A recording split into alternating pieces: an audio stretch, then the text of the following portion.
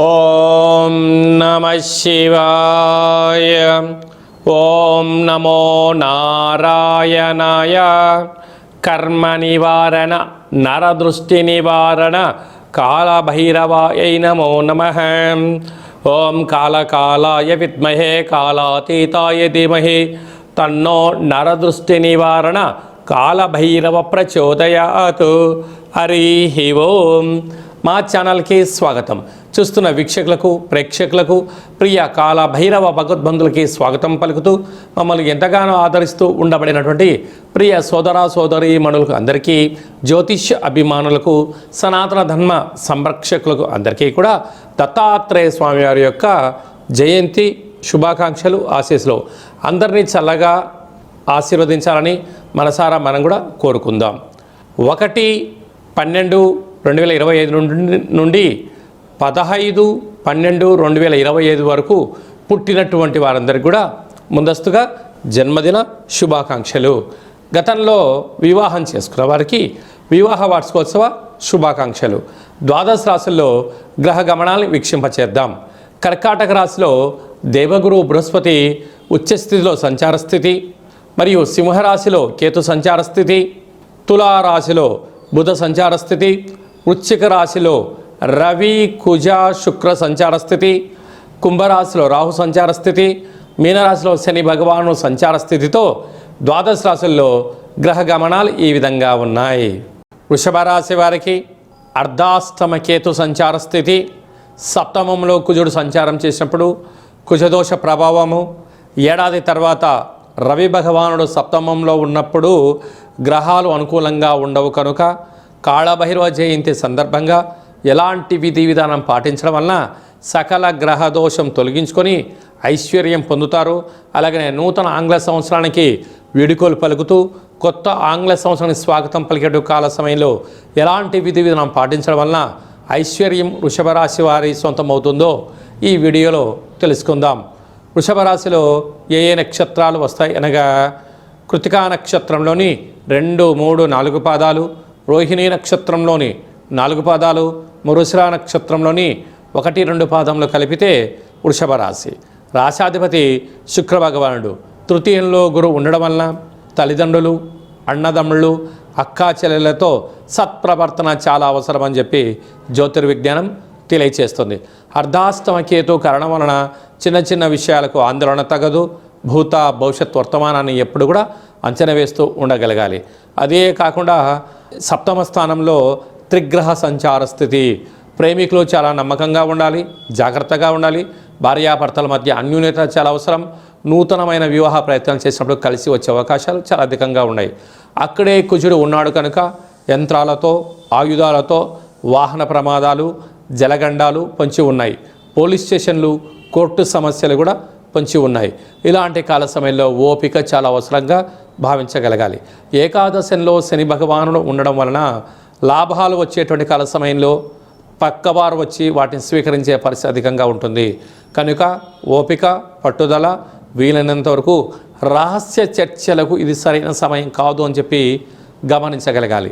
ఇలాంటి కాల సమయంలో కాళభైరవ స్వామివారి యొక్క జయంతి సందర్భంగా, అంటే మనకు 12వ తారీఖైనా, 20వ తారీఖైనా, 27వ తారీఖైనా స్వామివారి యొక్క స్మరణ, నారికేల దీపాన్ని పెట్టడం వలన ధనమూలం ఇదం జగత్తు, ధనపరమైనటువంటి ఐశ్వర్యాన్ని మీరు పొందబోతారు. స్థిరాస్తులు, చరాస్తులు, లావాదేవీలు, ఎల్ఐసీలు, వాటి యొక్క షేర్ మార్కెట్లలో అనంతమైన సంపద రాబోతుంది. అలాగే సాఫ్ట్వేర్ ఉద్యోగస్తులు, హోటల్ వ్యాపారస్తులు, స్వర్ణకారిత వ్యాపారస్తులు, వస్త్ర వ్యాపారస్తులు, గృహ భవన నిర్మాణ కార్యక్రమం చేసే వారికి ఇది చాలా సువర్ణపు యుగంగా భావించాలి. మనకు డిసెంబర్ నెలలో ప్రథమార్థంలో ముఖ్యమైన పండుగల గురించి క్లుప్తంగా, సవివరంగా, సంపూర్ణంగా తెలుసుకుందాం. 4వ తారీఖు 12వ నెల 2025 దత్తాత్రేయ స్వామి వారి యొక్క జయంతి కనుక మనమందరము కూడా గురుచరిత్ర పారాయణం చేద్దాం. దత్తాత్రేయ స్వామిని స్మరిద్దాం, ధ్యానిద్దాం, స్వామివారి యొక్క ఆశీస్సులు పొందుదాం. అలాగనే మనకు 12వ తారీఖు 12వ నెల 2025 మార్గశీర్ష మాస విశేషమైన అష్టమి పర్వకాల సమయంలో మనము దక్షిణాదిన కాళభైరవ స్వామి వారి యొక్క జయంతి మహోత్సవ కార్యక్రమాలు చేసుకుంటూ ఉంటాం. కనుక కలియుగ కాలంలో పిలిస్తే పలికే ఏకైక భగవంతుడు, నరదృష్టిని శత్రుదృష్టిని సకల ఈతి బాధలని తొలగింపజేసే ఏకైక శక్తి కాళభైరవ స్వామి వారికి ఉంటుంది. కనుక మనము ఈ కాళభైరవ జయంతి సందర్భంగా గృహంలో కుష్మాండ దీపాన్ని వెలిగించుకుందాం, వాస్తు దోషాల్ని తొలగించుకుందాం, నారికేల దీపాన్ని వెలిగించుకుందాం, లక్ష్మీదేవికి మాతకు స్వాగతం పలుకుదాం, పిండి దీపాన్ని వెలిగించుకుందాం, అఖండ ధన సంపద కీర్తి ప్రతిష్టలకు స్వాగతం పలుకుదాం.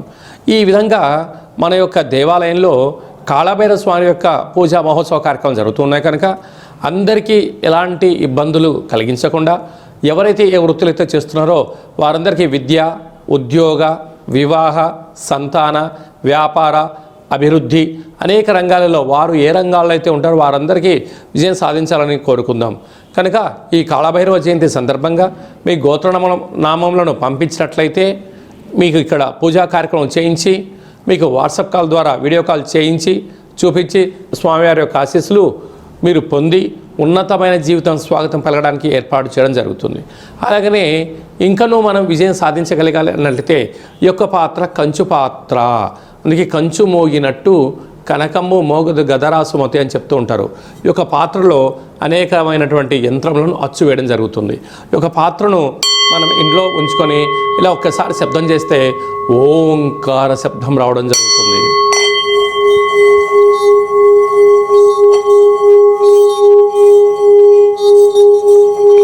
ఇలా ఓంకార శబ్దాన్ని సృష్టించడం వలన ఇంట్లో లక్ష్మీదేవి యొక్క ఆశీస్సులు కలిగి అనుకుంటున్న అన్ని పనుల్లో విజయం సాధించడం జరుగుతుంది. ఈ అక్షయ పాత్రతో పాటు మీకు కాళభైరవ హోమము దిష్టి తీయించి మీకు ఏర్పాటు చేయడం జరుగుతుంది. కనుక మనమందరం కూడా అక్షయ పాత్రను ఇంట్లో ఉంచుకుందాం, అష్ట కష్టాలకు స్వస్తి పలుకుదాం, అష్ట ఐశ్వర్యానికి స్వాగతం పలుకుదామని చెప్పి గమనించాలి. అలాగనే మీ వ్యక్తిగత జాతకం తెలుసుకోవాలనుకుంటున్నారా?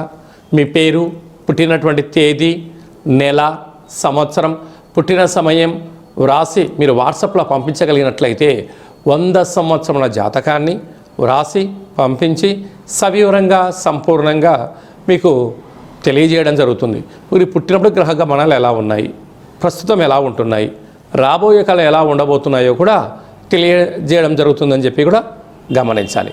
అలాగే చాలామందికి పుట్టినటువంటి కాల సమయంలో డేట్ ఆఫ్ బర్త్లు లేనటువంటి వారికి మీ పేరు యొక్క మొదటి అక్షరాన్ని అనుసరిస్తూ రాశిని తెలియచేస్తూ రాశి యొక్క స్థితిగతులు చెప్తూ రామాన శాస్త్రం ద్వారా అనగా గవ్వల ద్వారా కాళభైరవ ఉపాసన చేత భూత భవిష్యత్ వర్తమానాన్ని తెలియజేయడం జరుగుతుంది.